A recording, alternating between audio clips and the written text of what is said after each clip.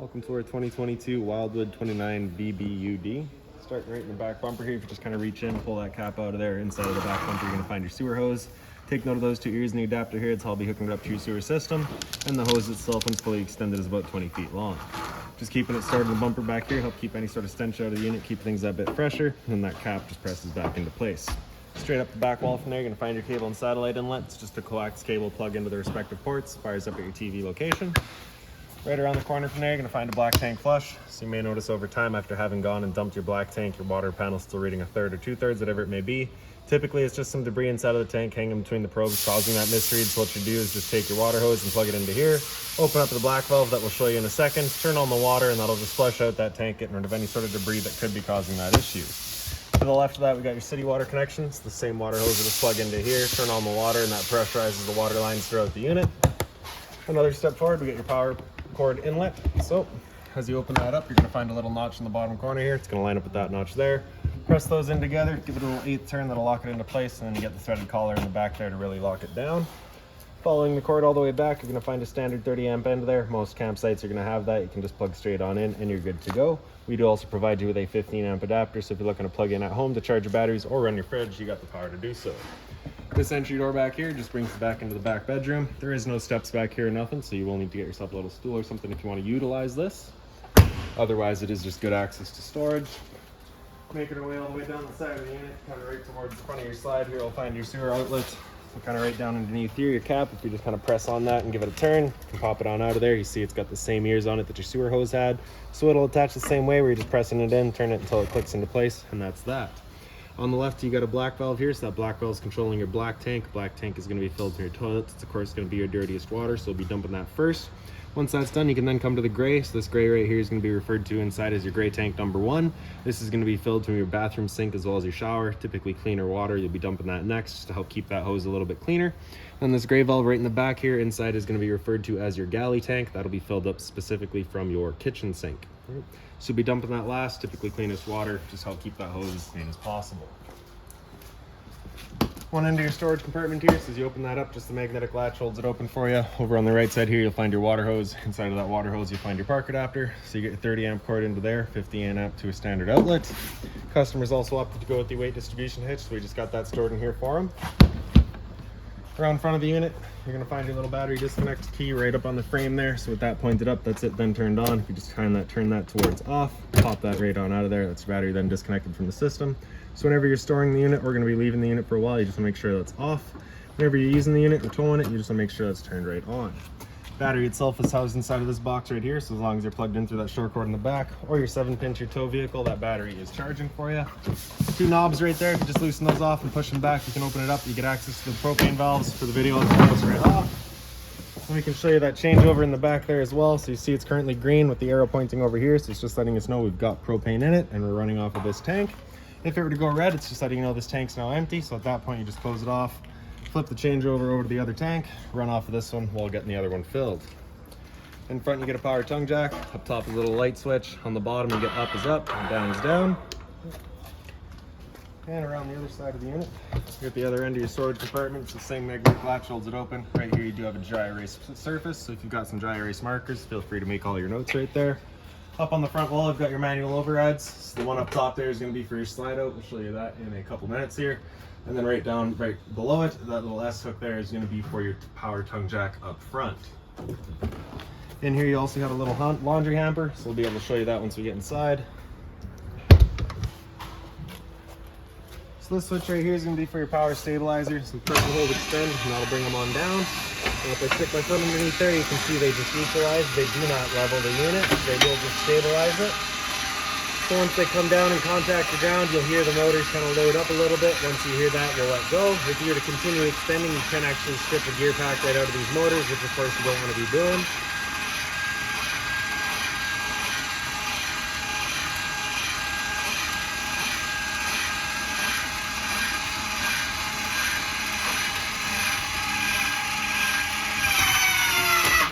So once you hear that, you'll stop, right?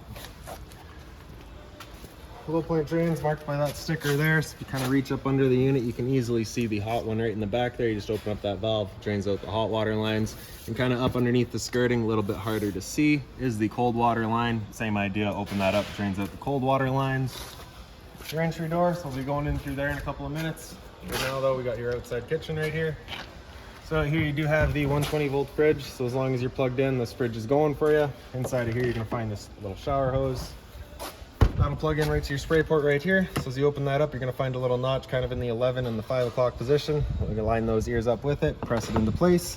Little 1/8 turn to clock it into there. And then you have the little garden hose end there as well, just tied into your cold water system. So you're not gonna get hot water out of there, of course, just cold. And then once you're done, you're just gonna kind of press on it and turn it back out of there.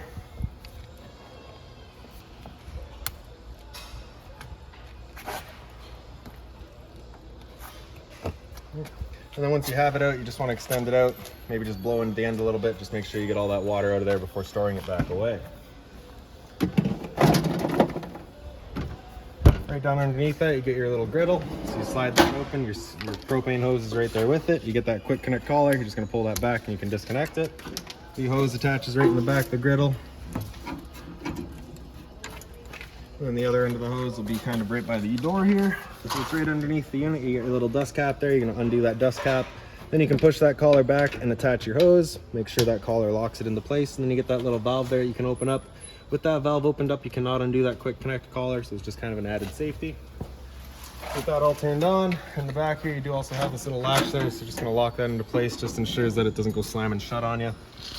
Then you can press that knob in, kind of rapidly turning it past light, until it clears all the air to the propane line. Then you can see she fires right up. Once you're done, you're just going to turn it back up to off, let it cool off, and then we'll undo the propane line from the back of the griddle, as well as from the trailer. Turning off the flow of propane, undo the quick connect and put that dust cap back in place. And then I just like to attach the hose to itself, just ensures that absolutely nothing's getting inside of there. Undo our little latch back there, and then just storing it back away. So right beside that, right above your spray port, you've got your freshwater inlet. So you just pop that cap out of there, water hose sticks into there, turn on the water, and it fills up your freshwater tank. The drain for that tank is kind of right between the axles here. So you have that little drain valve there, you're just gonna pull that back and you can see it just drains itself out. Kind of up from there, you just get your exhaust for your furnace. So if you're ever running a furnace, just to make sure it's not blocked off, it does get hot.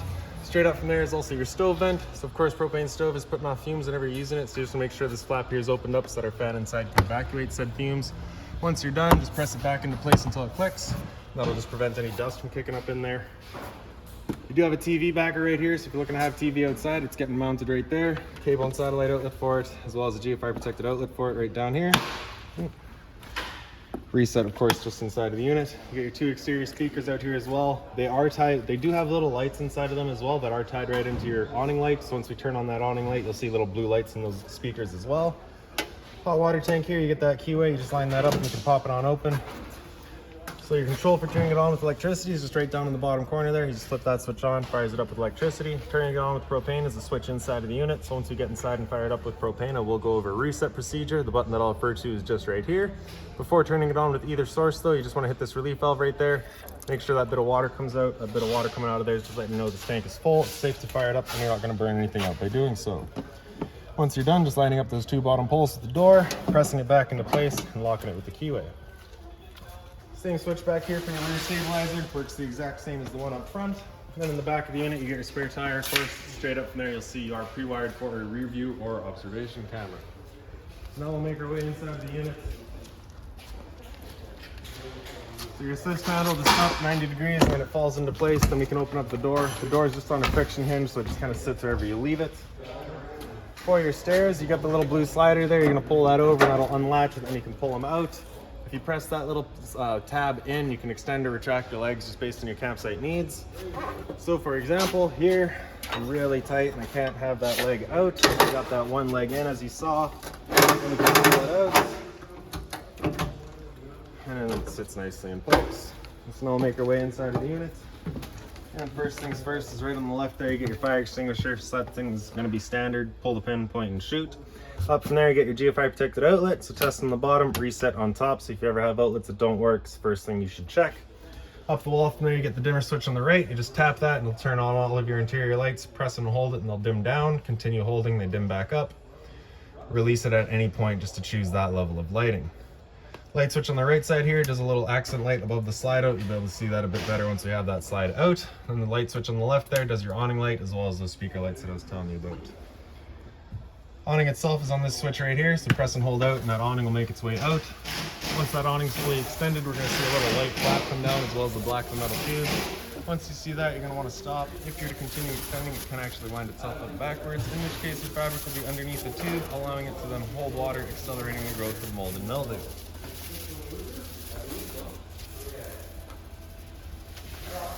So there's our flap, there's our tube, so we'll stop right there. Now if it were to start raining, it's of course going to hold some water anyways. So what you can do is grab either arm, front, or rear. You're just going to pull straight down on it.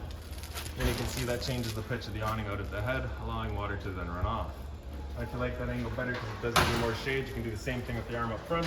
Before you bring it back in though, you just want to make sure those arms are back out fully extended, just so you're not running the risk of bending.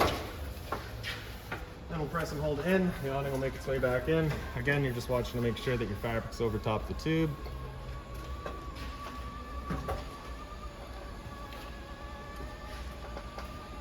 Another thing to keep in mind with your awning is once you get up to about 15-20 kilometers an hour wind, it is catching all that wind. So again, you just want to bring it back in just so that you're not running the risk of bending your arms.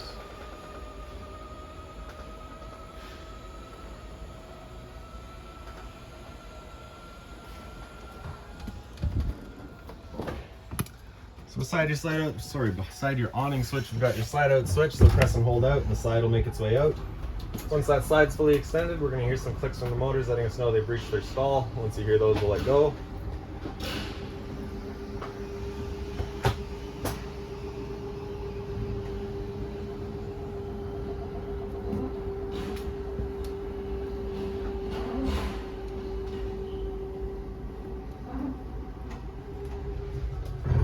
So that's that, and you can kind of get a better view of that kind of top accent light for the slide out there now. Right above your slide out switches on the right here, you've got your water heater switch. As you turn that on, you get that little check light up there letting you know the ignition sequence will start. Once that sequence has started, that light will go out. It'll try that 3 times. If after the 3rd try it hasn't fired up, that light's going to come on and stay on.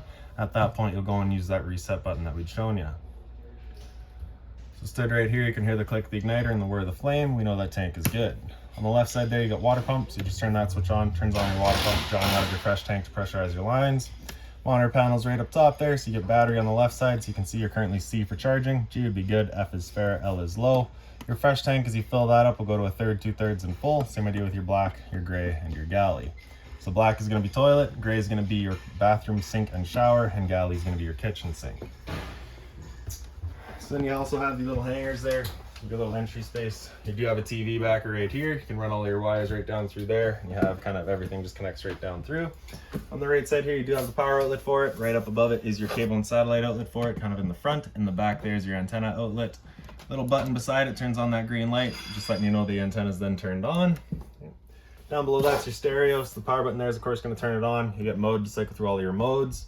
Select will get through all your settings. You get your volume controls on the right side, so you get lower, higher, and mute. And then on the left side here, you get your pauses and your seeks. Zone 1 is going to be the soundbar itself. Zone 2 is the outside set of speakers. Down underneath that, we get your fireplace. On the right side there, you get power button. Center right, you have that little bottom, or that flame color. In the middle, you have the bottom illumination. Center left, you have your heat, which is of course off, low, and then high. Then on the left side, you have a timer of 30 minutes up to 9 hours. Once you're done, just off, turns it back off. And then into the hallway, this light right here is just on its own center push button. And into the bathroom. Right up on the right side, you get your light switch. You get a little bit of storage space there. The shower here, its travel strap is just this little rubber strap there, so we're just gonna pull that back and undo it. You can slide your doors on open. You get the standard head and hose, hot and cold water course, simple as that. Once you're done, just close it tight, put that travel strap back in place. And then right behind there, you got your medicine cabinet. So that just opens on up. You got that little metal tab right there. That holds on to this elastic back here as your travel strap. Down underneath that, you get your hot and cold water course. A little bit more storage down below, just being mindful of your drains and your water lines. The toilet flips on open. You get your flusher on the right side here. And straight up from there, you're gonna find your roof vent. So you just turn that knob to open it up. And then in the back corner, you get the switch to turn on the fan.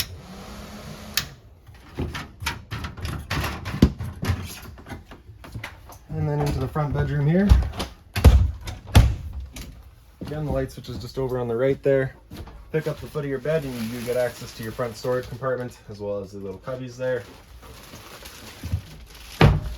Right behind me here you got a little closet space. Just the light right up top, again just center push button. And this wall here is also TV backer, cable and satellite outlet for it, power outlet for it. On this side here you get a laundry hamper, so you just open that up and there it is. That's what you could access from that front storage compartment. And closet space on the right side with a little CPAP access, so there is a 120 volt outlet in there as well as open storage across the top. Same thing on the other side here. And again, CPAP access on this side as well. Another outlet in the back, and then USB charging right up on the wall. Blinds throughout the unit are just these slow rise, so you just kind of pop them and they make their way back up. Once you're ready to set them, just bring them down. They sit where you leave them. For the emergency exit here, you're just pulling that red tab to get rid of the screen. Take this handle here, throw it outside, and hop on out.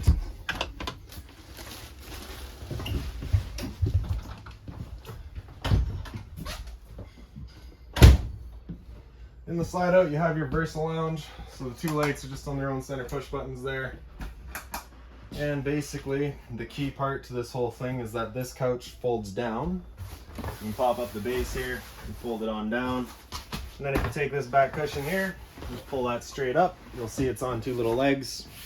So if you flip that around, you're gonna find another little black pocket kind of on this side here. There's another black pocket right in the back there. So if you line those up, press them in together, whilst also getting rid of this cushion here.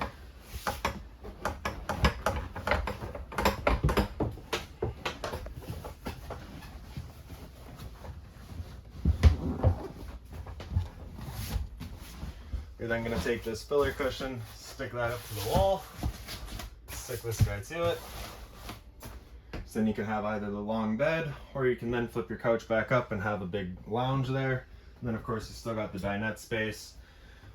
With that, with this back piece over, or just right out of the way, you can then also take your dinette table, wiggle that up out of its legs. The legs will then wiggle out of their bases. You have a little ledge going all the way around. You can then take the table to put down onto those. Take your two back cushions to fill in the dinette and create another bedding area. Underneath the dinette, you do have a little open storage. And it is the same open storage underneath this couch here. So with it partly open here, you can see you do get the 3 bins there. And you just access some right underneath there. Same blinds, those are all the slow rise blinds. And then in the kitchen here, up top you get your storage, you get that binder there as well, all of your owner's manuals, any keys, any remotes, anything like that you'll find right in there. Right above the counter is a little light. You get your hot and cold water at the sink of course. You do also have the mobile head with the shower head feature. The sink cover is stainless, so if you need to put something hot on there you can. It does just fold right up. A little bit of storage down underneath it, again mindful of your drains and your water lines. And I believe it's Active Susie, so you get all your storage space here.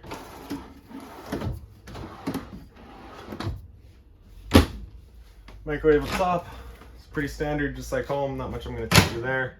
Right underneath it you get your range vent, so you get a light as well as your fans. This is that fan that you want turned on with that flap outside opened up to evacuate our fumes.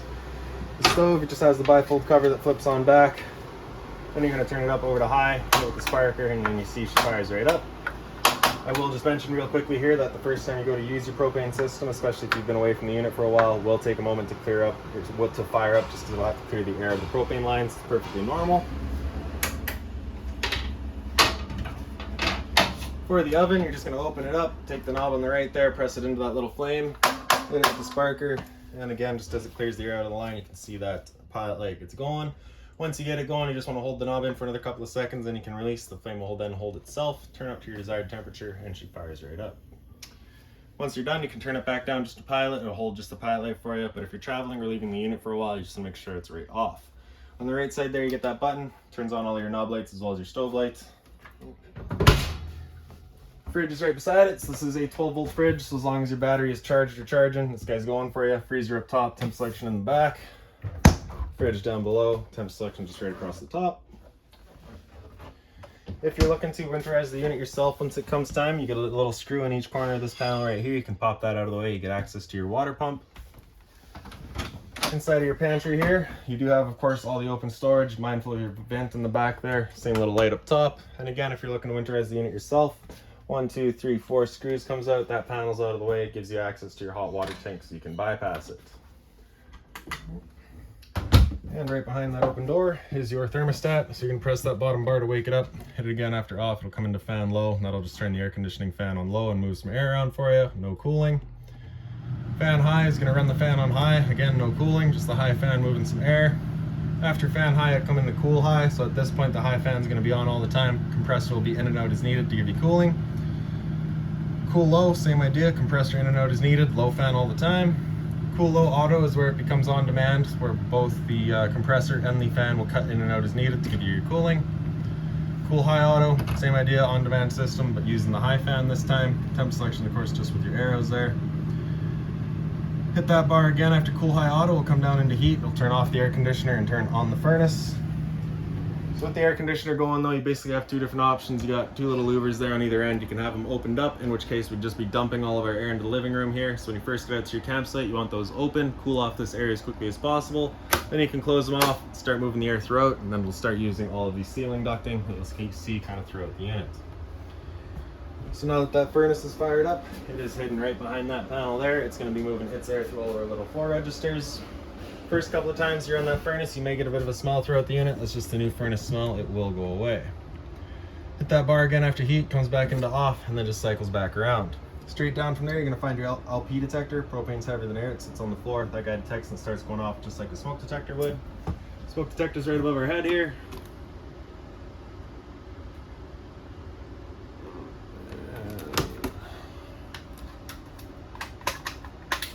Flip this battery around for you real quick, and then we'll test it.